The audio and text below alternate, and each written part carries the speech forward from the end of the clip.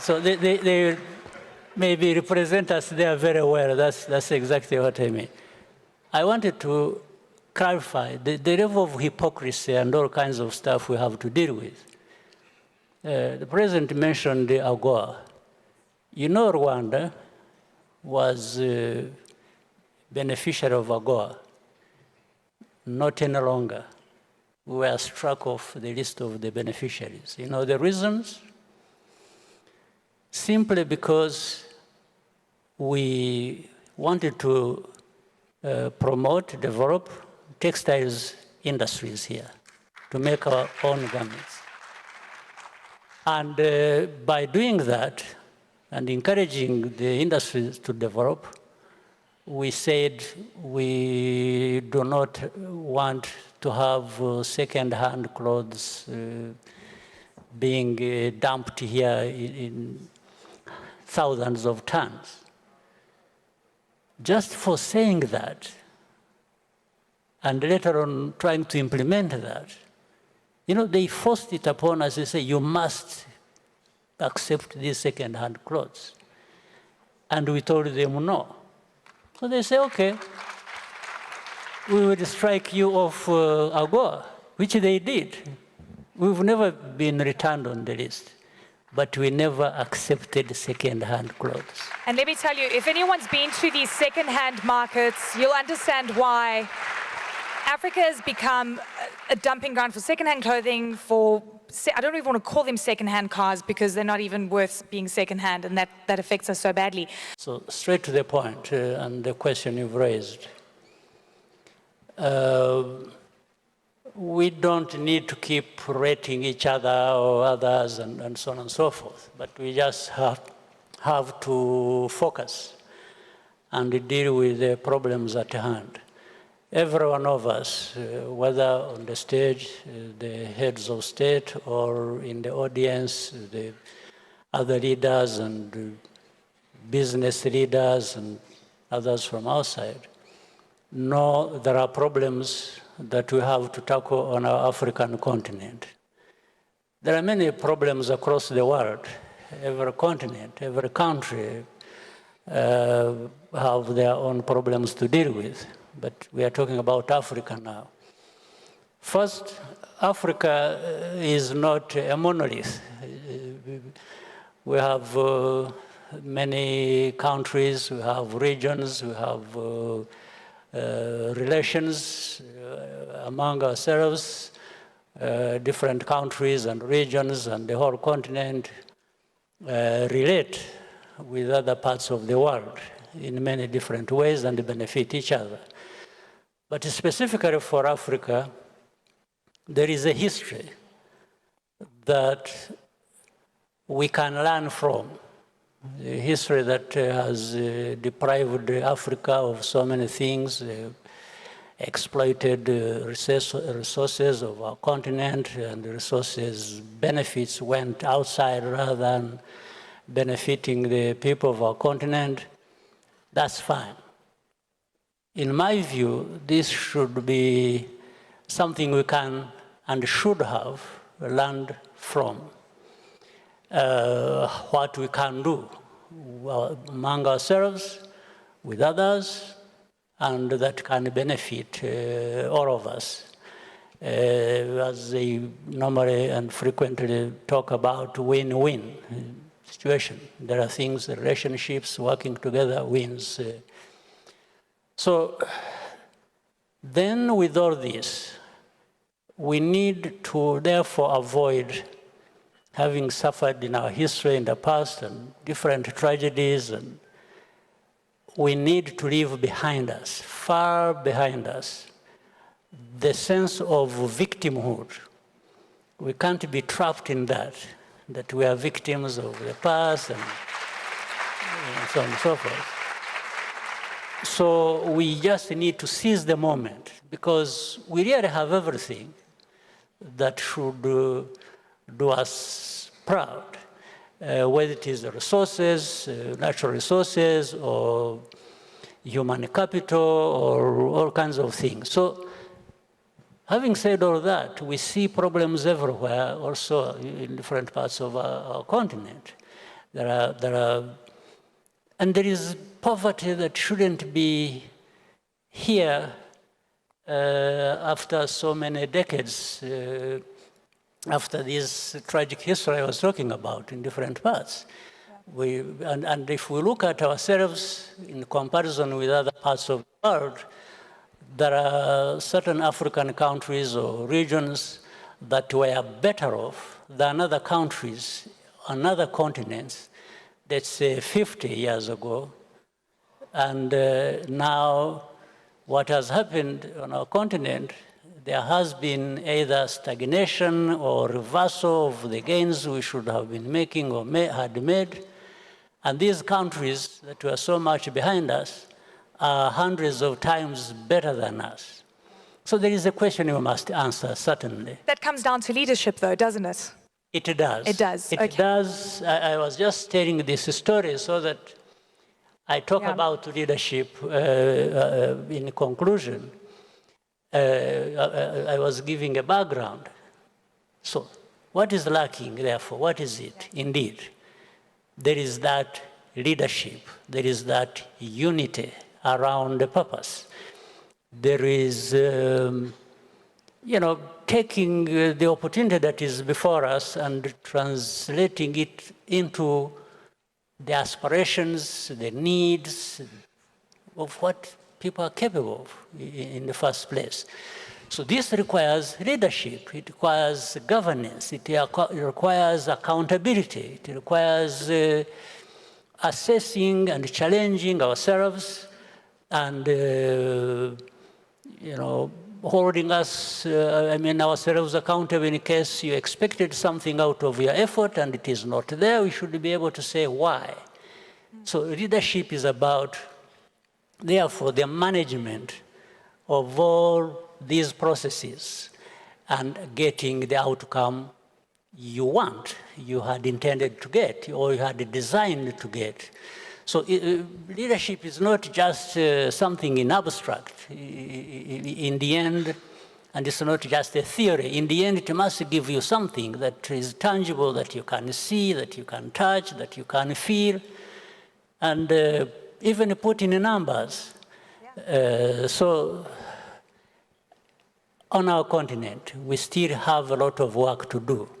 And it doesn't serve us well that we blame each other or we point fingers. But no, the fact is for us being able to simply seize the moment and to do what we ought to do to deliver for our people and therefore the whole continent. Brilliant, Mr. President. Security obviously top of mind, I guess, for so many African leaders, looking very closely at what's happening at borders. But I want to talk about perception of risk towards Africa and whether it's warranted. These are stories that we cover a lot. And we talk about, the very high cost of capital towards the continent. Some of the excuses are because of security issues. Some of the excuses, really, they're far and wide, unbankable projects and so forth. You've been able to really create some great partnerships of late. And I'm wondering what the international sphere is asking when they come here before they sign. And how do you ensure that you don't sign bad deals? Because we sign bad deals. Right. The risk profile for Africa is deliberately exaggerated to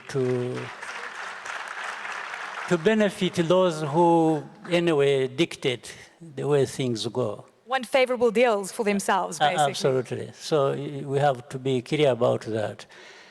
And this fits into some of the topics that were discussed here when we were talking about whether Africa is at the table or is on the menu. And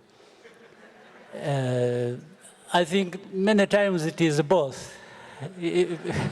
Because even when some people are at the table, they think they have raised their level, but actually they don't realize that at some point, whenever somebody decides that they be eaten up on the menu, that will happen.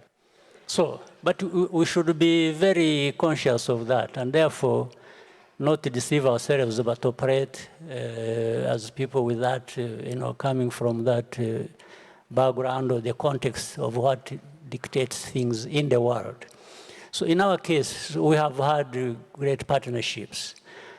And from the beginning, partnerships for development, partnerships in economic activities, in partnership for development from the outset. That was like 15, 20 years ago.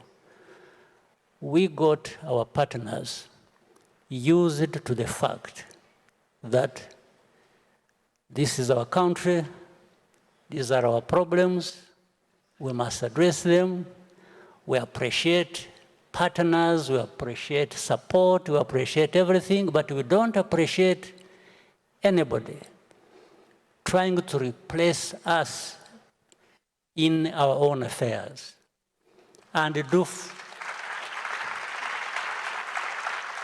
either to do things for us or to dictate to us what we must be doing, because we kept saying we are the masters of our own destiny. What's the ratio of the guys coming in and wanting to dictate versus the guys coming in wanting to actually do something good? Well, those who want to do something, we sit and discuss. Yeah. There's what we want, there's what they want. So we talk about how each one of us benefits from what is under transaction.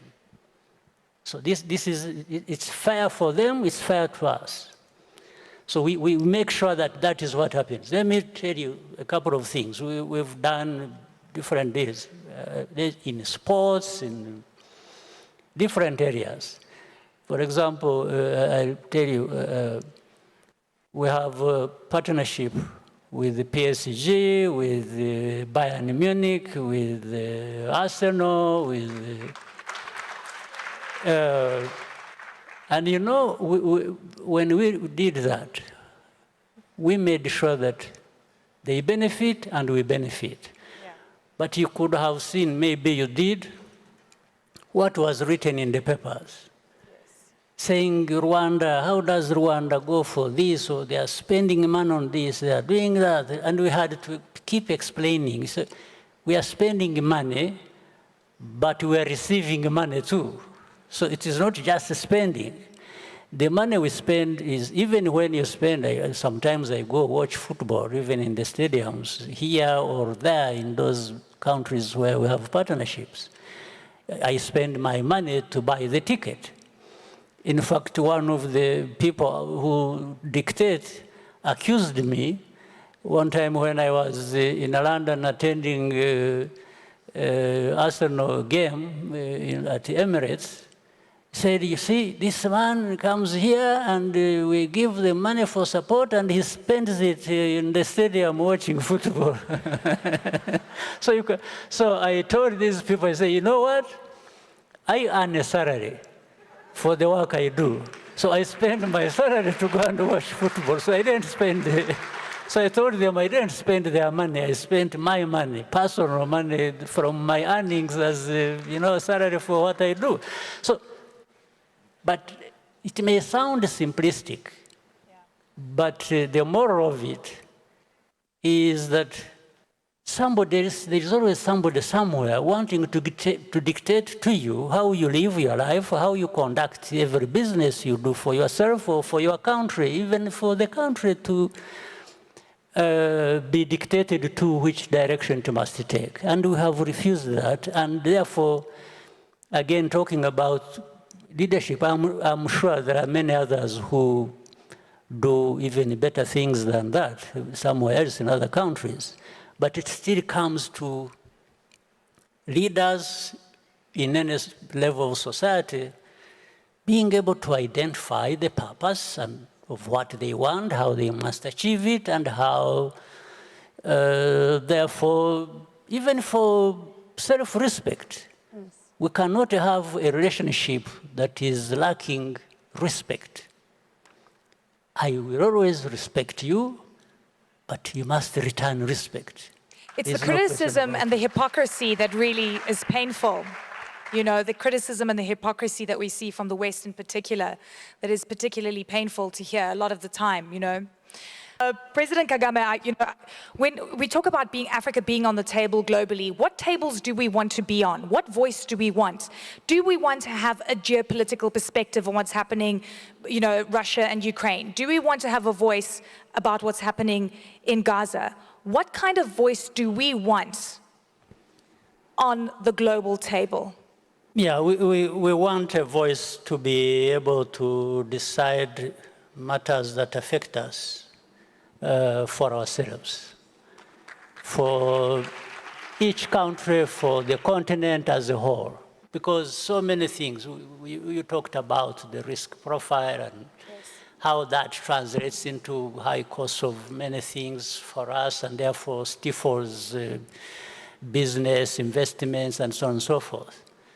So the voice we are looking for, first of all, it must be really a united voice. On our continent, we must work very hard to make sure that you can't have 1.4 billion people with no voice or scattered voices and nothing coming out of that. So we need to come together. But it is a voice about what happens to these 1.4 billion people and things that they have a say in, and they can determine for themselves where they're coming from, what they need to do, where they are going, without really being dictated to. Because even what you've just said, the geopolitics and the competition and adversarial relationships these big powers may have, sometimes coming to Africa, whether it is to one country or two or the whole continent, and telling them,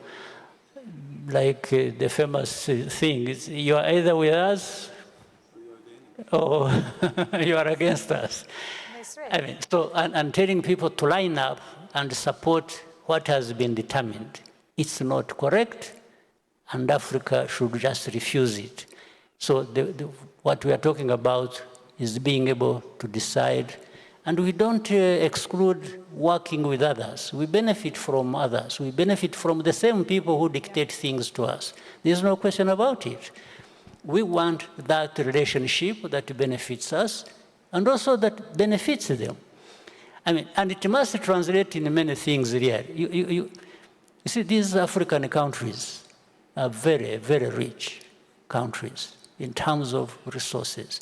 I think it was said earlier by Rico and others and Patrick when they were here. We can't keep producing things and sending rocks containing minerals and doing things, and then some people elsewhere out of the continent refine that and process that and return these things so many times costly. Why? Why can't we do, if not the whole of it, part of it? And this doesn't exclude anyone. The same people who take our raw materials can still be part of that processing and adding value to that. So what is the issue? So this is here what we are talking about. The voice we are going to have is to translate what Africa owns to its own benefit. Yes.